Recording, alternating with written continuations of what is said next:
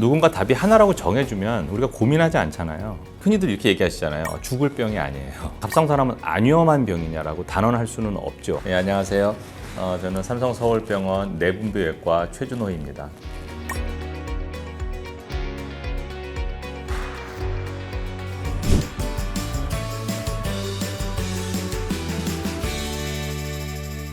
이제 갑상선암이 예후가 매우 좋은 병이라서 치료하고 난 다음에 삶의 질, 그다음에 미용적인 측면 이런 부분을 의사들도 거의 일찍이 한 90년대 후반서부터 관심을 갖고 개발하기 시작해서 방법이 갈리게 됐죠. 미용적인 방법으로 하는 방법 중에는 이제 내시경이라는 건 이제 목에 넣는 내시경들을 많이 환자분들 이해하시지만 그게 아니라 복강경 수술 장비를 활용해서 피부 밑으로 들어가서 약간 더 멀리서 목을 절개하지 않고 들어가는 방법으로 하는 방법이 먼저 이제 개발이 되고 거기서 조금 더 기술적으로 접근이 어려운 각도를 용이하게 움직일 수 있는 관절이 움직이는 로봇팔이 개발된 이후에는 이제 다빈치 시스템이라고 부르는 이제 그 로봇을 이제 조금 더 수술 영역을 확대하는 차원에서 적용하게 된 게 순서고요. 이제 2015년 이후에 어느 정도 전 세계적으로 동의가 이루어져서 표준화된 진료 권고안이 존재하고요. 1cm보다 작은 경우에는 암이 의심돼도 검사조차 하지 말고 좀 지켜보다가 좀 진행이 되거나 그러면 그때 가서 진단 방법인 세침 흡입 검사 같은 걸 해가지고 만약에 암이 나오면 수술을 결정하거나 또 지켜보거나 이런 식으로 지금 정하도록 어느 정도 알고리즘화 돼 있거든요. 갑상선암이 위치가 깊이 위치하고 있으면 신경도 위험해지고 식도도 위험해지고 기관지도 위험해지거든요. 그러니까 1cm가 안 되더라도 그런데 많이 접촉해 있는 위치에 있다, 너무 가까이 있다. 그런 경우에는 그게 수술로 뛰기 어려워서 신경이나 식도나 기관지를 손상시키기 전에 수술하는 걸 권하게 되고요. 1cm 정도 되는 혹인데 그쪽으로부터 충분히 거리가 좀 있다. 갑상선 자체가 다 해봐야 4cm, 4.5cm밖에 안 되는 기관인데 거기서 그냥 몇 밀리라도 떨어져 있으면 수술을 안 하고 지켜보기도 한다. 이렇게 이해하시면 정확할 것 같아요. 의견차가 있을 수 있죠. 어떤 의사는 같은 위치의 병을 보고 이거 위치가 위험하니까 수술하자고 하고 또 어떤 다른 병원에서는 이 정도면 지켜봐도 된다고 하고 그럼 환자 입장에서 그럼 난 누구 말을 따라야 되는가 고민하시게 되는 부분이 사실 현장에서 가장 크죠. 환자랑 충분히 정보를 교환하고 정보를 드리면서 진료 권고안 기준 그다음에 경험에 비춘 이제 전문의로서의 개인적인 사견을 포함해서 충분히 의견을 통해서 정보를 드리는 것이 중요하죠. 갑상선암에서 90% 이상을 차지하는 것은 갑상선 유도암인데 누워있는 환자를 초음파로 이렇게 단면을 내서 봤을 때 어둡게 보이면서 경계가 안 좋고 왠지 콩을 세우는 것처럼 털러된 와이드로 생겼다. 그러면 90% 이상 이건 그냥 검사 안 해봐도 암이다. 이렇게 말할 수는 있어서 그렇게 특징적인 경우가 암의 경우엔 대부분이고 그렇지 않은 경우도 많기 때문에 초음파만 가지고 모양 갖고 말할 수는 없고 반드시 이제 미세침 흡입 검사를 통해서 세포 검사를 통해서 암세포를 확인하고 이제 진단은 이제 이렇게 되죠. 정기적으로 초음파를 보는 게 좋겠냐고 물으신다면 저는 보시는 게 좋다고 말씀드리고 싶어요. 왜냐하면 이미 암이 치민이 많이 진행된 경우에는 주변 기관이라는 게 결국 먹고 숨쉬는 기관들인데 자른다는 거는 생명을 담보로 하게 돼요. 이제 아니면 아주 심각한 후유증을 남기거나 따라서 증상이 생기기 전에 아는 유일한 방법은 검진이죠. 갑상선암이 매우 흔한 병이기 때문에 검진을 통해서 존재를 미리 알고 지켜볼지 수술할지 이렇게 결정하는 것이 장기적으로 국민 개개인의 건강관리 차원에서는 도움이 된다고 생각합니다. 예를 들면 대장암 같은 경우는 잘 알려져 있는데요. 아무 이상이 없으면 5년 간격으로 봐라. 또 이상이 있으면 뭐 매년 봐라. 용종이 있어서 띄었으면 그 다음 해 또 봐라. 뭐 이런 게 있잖아요. 갑상선암은 그렇게 위험한 병이 아니니까 그런 구체적인 가이드라인까지 말씀드리기는 어렵고요. 40대라면은 아마 2년에 한 번씩은 하실 거거든요.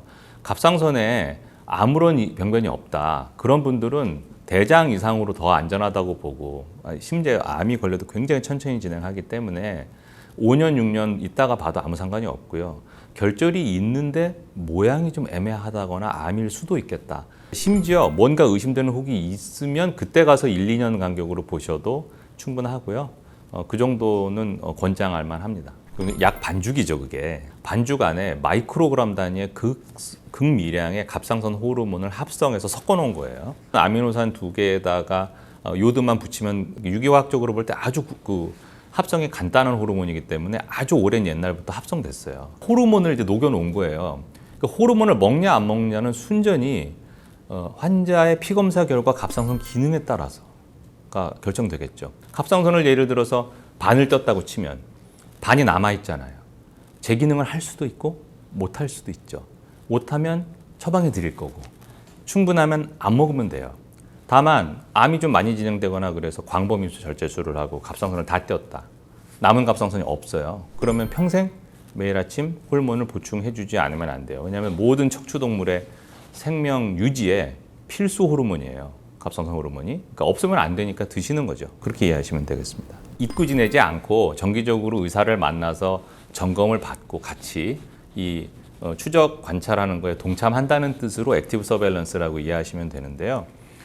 그래서 능동적 감시라는 거는 스케줄에 따라서는 초기에 한 6개월 간격, 그 다음에 변화가 없으면 1년 간격 이런 식으로 10년이고 20년이고 지켜보는 거를 의미하는 것이고, 그렇게 지켜보자는 생각을 처음 한 분은 이제 일본의 닥터 미야우치인데, 고베에 있는 구마병원에서 95년대도 이제 전국적으로 초음파가 보급이 돼서 그때부터 초음파를 보고 수술 안 하고 지켜보겠다고 한 거예요.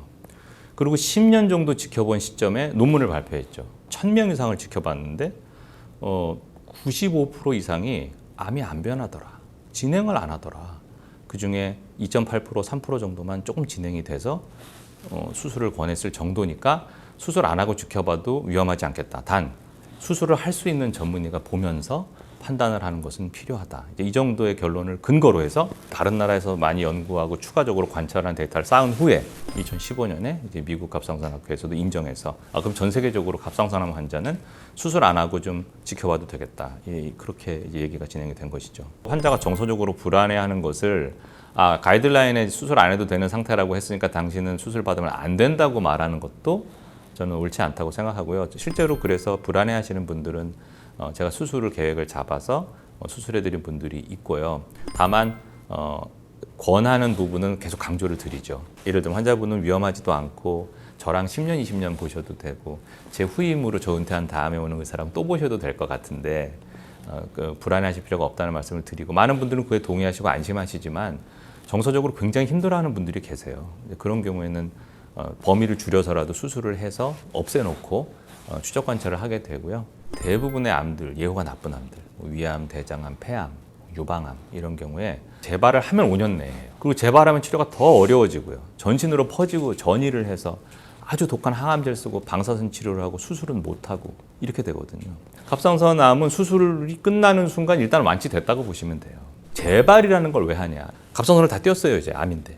근데 암세포가 갑상선 밖에 숨어 있다가 주변에 흔히 숨어 있는 데가 림프절이에요. 이제 그럼 그런 면역 조직 같은 혈관 주변에 숨어 있다가 자라나와요. 그럼 이거 재발이죠. 갑상선암은 무서운 병이 아니니까 재발하면 또 뛰면 돼요. 대부분 건강하게 여생을 보내시는데 별 지장을 안 줄 거거든요. 다만 매우 천천히 자라니까 10년이 넘어도 암세포가 살짝 다시 자라나오는 경우가 있어요. 처음 겪었던 수술보다 작은 범위의 수술을 통해서 쉽게 조절될 그런 형태로 재발할 수는 있어요. 계속 봐야 되냐? 뭔가 일찍 진단 받으시려고 검진을 받으시잖아요.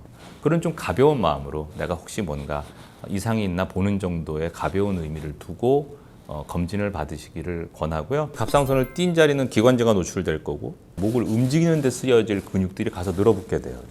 협착이라고도 부르고 유착이라고도 부르는 현상은 우리 몸 어디를 수술하든 일어나거든요. 갑상선 수술했을 때 환자분들이 제일 걱정하는 게 목소리가 제대로 날까요? 그거예요. 제대로 나는데 얼마나 제대로 나냐는 생각해 봐야 될 문제예요. 예를 들어서 고음이 잘 나냐? 내가 1시간 떠들어도 되는 사람인데 10분만 떠들었더니 목이 잠겼어요. 그런 분들은 매우 흔하게 벌어지죠. 근데 많은 경우에 그것은 영구히 후유증으로 남는 것이 아니라 원래의 기능의 80%, 90%까지는 수개월 후에는 거의 비슷하게 회복이 돼요. 그렇지만 직업이 가수거나 목소리를 많이 써야 되는 분들 같으면 후유증으로 느낄 수 있어요. 1년이 지나고 2년이 지나도 내가 원래 냈을 정도의 고음이나 큰 소리가 안 날 수 있거든요. 그런 부분은 아무리 수술이 깨끗하게 잘 되고 신경을 보존해도 흉터 조직 변화 때문에 어쩔 수 없이 살짝 벌어지는 부분이 있어서 이게 정말 아무 문제가 아닌 분들도 대다수고 직업상의 특성 때문에 불편해하는 분들도 있을 수 있다. 그 정도다. 이렇게 알고 계시면 될 것 같아요. 가족력에 대해서는 몇몇 연구들이 있고 특히 이제 서울대병원의 조보영 교수님이 가장 많은 데이터를 갖고 계세요. 그 수만 명의 서울대에서 진단된 환자들을 가지고 다른 미국이나 다른 데이터들과 대한민국 국민들은 어떤지 비교한 데이터가 있었는데 7 내지 8% 정도는 가족력이 의심된다 이렇게 나왔어요. 대부분 암들은 그 정도가 아니에요. 절반이거나 20% 30% 이렇게 가족력이 있거든요. 유전적인 성향이 별로 없다는 게 결론이었죠. 다른 암처럼 가족성이 있으면 무조건 광범위 절제를 하거나 그런 식으로 할 필요는 없다는 것이 현재 전체적인 이제 컨센서스라고 보시면 될 것 같아요. 우리 몸의 세포에서 다른 게 들어오면 그걸 죽이잖아요. 거기서 밸런스가 깨질 때 암이 걸리는 것이거든요. 갑상선암이 이렇게 천천히 자라고 별로 위험하지 않다면 앞으로 점점 더 많은 나라와 더 많은 인구군에서 이 병이 없어지지는 않을 거니까 지켜보는 쪽이 훨씬 압도적으로 많아질 거라는 거는 쉽게 예측해 볼 수 있고요. 최소 침습적이고 덜 아프고 미용적인 방법의 수술이 조금 더 많이 보급이 돼야 되겠죠. 의료 선진국, 미국이나 독일이나 일본에 가보셔도 크게 절개해서 그냥 수술하고요. 우리나라처럼 이렇게 첨단 술기를 많이 개발하고 동원해서 하는 나라는 지구상에서 대한민국이 유일하다고 보시면 정확하거든요. 갑상선을 반만 떼었을 경우에는 피로감이 연계성이 인과관계가 없다고 볼 수 있어요. 근데 갑상선을 전체를 다 띈 다음에 갑상선 호르몬을 합성된 것을 매일 아침 빈속에 먹는다고 했을 때는 많은 분들이 오후에 일찍 피곤해진다. 만성 피로감을 견딜 수가 없다. 그런 얘기를 많이 하시거든요. 왜냐하면 호르몬이 먹고 한동안 혈중 레벨이 올라갔을 때는 기운이 팍 나고 흥분 상태가 됐다가 점점점 갑자기 급격하게 기운이 떨어지는 걸 경험하시게 될 텐데 그것은 현재 나온 합성되어 있는 갑상선 호르몬이라든지 이런 제형 가지고는 극복하기 어려운 현실적인 문제가 있어서 피로감을 덜 느끼는 방법은 규칙적인 생활, 운동 이런 것이겠죠. 그다음에 식생활 부분에서는 갑상선 호르몬이 우리 몸에서 활성화가 잘 되게 하는데 도움이 되는 영양소는 잘 알려져 있어요. 대표적으로 금속 원소 중에 셀레늄이랑 아연 같은 성분이고요. 여러 가지 몇 가지 비타민들이 도움이 된다는 게 알려져 있어서 무조건 영양제를 약국에서 찾으시지 말고 마트에서 장 보실 때 조금 더 신경 써서 식단을 꾸리시면 그나마 조금 도움이 되지 않을까 그런 생각이 듭니다. 보통 맞춤 깨고 바로라고 제가 말씀드리는데요. 자영업 하시거나 개인적으로 하시는 분들은요, 맞춤 깨면 다 이제 회진 가보면 그날 저녁에 이미 컴퓨터 켜놓고 일하고 계시더라고요. 그게 회복이 오래 걸리는 건 아니에요. 가장 중요한 것은 앞으로 어떤 일이 벌어질지 너무 막연하게 불안해하지 마시기를 당부드리고 싶습니다. 무서운 병이 아니고요. 너무 암이라는 단어에 매몰돼서 너무 많은 거를 포기하거나 또는 너무 절망하시거나 그러시지 말고 아무것도 안 하고 방치해서는 안 되겠지만 치료만 잘 된다면 별로 무서운 일은 나에게 생기지 않는다. 이렇게 마음을 좀 다잡으시기를 당부드리고 싶습니다.